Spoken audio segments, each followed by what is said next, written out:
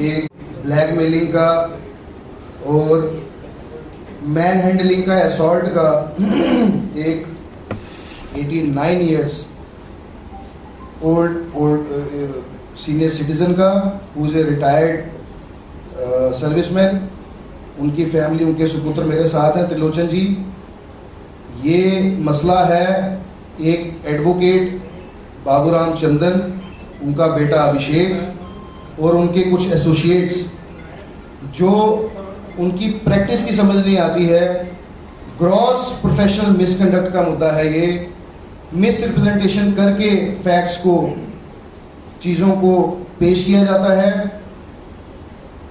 इनकी दोनों भाइयों की ज़मीन जो एंसेस्ट्रल प्रॉपर्टी थी उसकी तकसीम हुई थी, जिसमें ज़्यादा पोर्शन आज भी बाबूराम चंदन जी के पास है। ये जगह हल्का बगला चंदन नगर, तहसील विजयपुर ऑफ डिस्ट्रिक्ट सांबा की है। 24 कनाल की जगह आज उनके पास वो रिटेन करते हैं और इनकी जगह के ऊपर वो इंटरेस्ट रखते हैं अपना। इनका परिवार शरीफ है, शहर में ये लोग रहते हैं।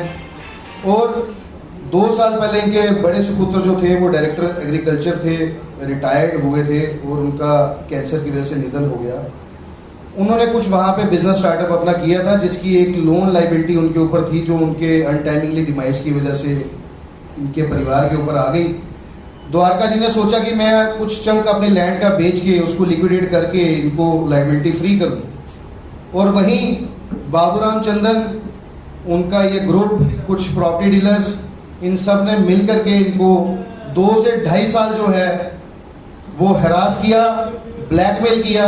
इनके परिवार से, इनके परिवार के सज्जनों से ब्लैंक पेपर्स पे साइन करवाए गए अपने फेवर में और इनसे गिफ्ट डीड करवाई गई 4 कनाल की अपने फेवर में।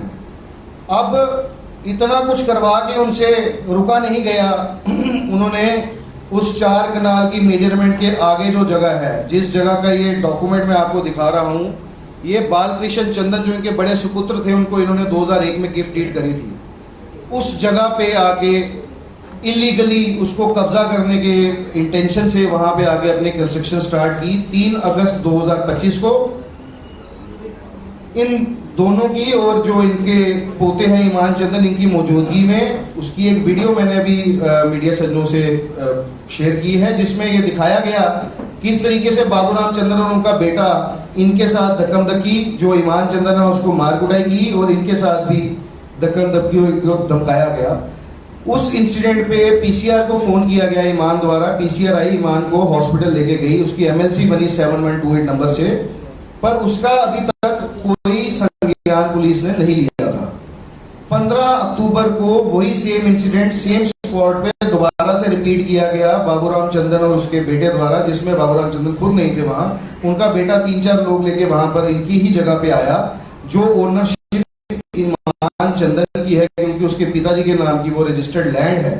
वहां पे आके उसके साथ मारकुटाई की। इनके उसके दादाजी जो 89 ईयर्स ऑफ एज है, इनके साथ हाथापाई की। उस दिन बाई चांस मैं इनके साथ वहां स्पॉट पे चला गया था, क्योंकि इनको फोन आया था तो कि मैं तुम्हारे खानदान के, तुम्हारे तीनों बच्चों के एक बच्चे की लाश जो है वो निकालूंगा, मुझे अपनी माँ की कसम। मुझे वो कहता है कि तुझे मैं इतनी गोलियां मारूंगा तू यहाँ दिखेगा नहीं। इस तरीके की अभद्र भाषा यूज करने के बाद वो इनके ऊपर जब हमला करता है और उसको रोका जाता है, मैं रोकता हूँ इनको अटैक करने से, तो इस मैटर का संज्ञान जो है 16 तारीख को सुबह पुलिस जो है एफआईआर लॉन्च करके इनको और इनके पोते ईमान चंदन को उन्हीं के घर से, उसी जगह पे, उसी स्पॉट के साथ ही उनका घर है, वहां से पुलिस उठा के ले जाती है, शाम तक बंद रखती है।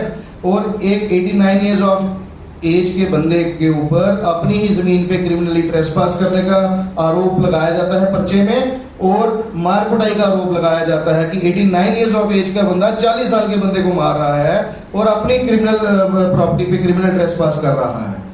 पुलिस ने मौके पे आके इस चीज पे वेरीफाई शायद नहीं किया, या समय की कमी रही, या जो भी रहा, लेकिन पुलिस को इसका अच्छे से वेरीफाई करना चाहिए था। बीएनएस में प्रोविजन है कि आप प्रिलिमिनरी इंक्वायरी में आप पटवारी से रिपोर्ट लेते हो कि वो जगह किसकी आप सर्टन करते हो, बट चलो किसी वजह से उनको लगा होगा कि लॉ एंड ऑर्डर खराब ना हो जाए, तो वो इनको वहां से ले गए। कल हमने वहां जाके इस चीज को एजिटेट किया, पुलिस को ये डॉक्यूमेंट दिखाया कि वो जगह हमारी अपनी है और अपने फैक्ट्स वहां पे रखे।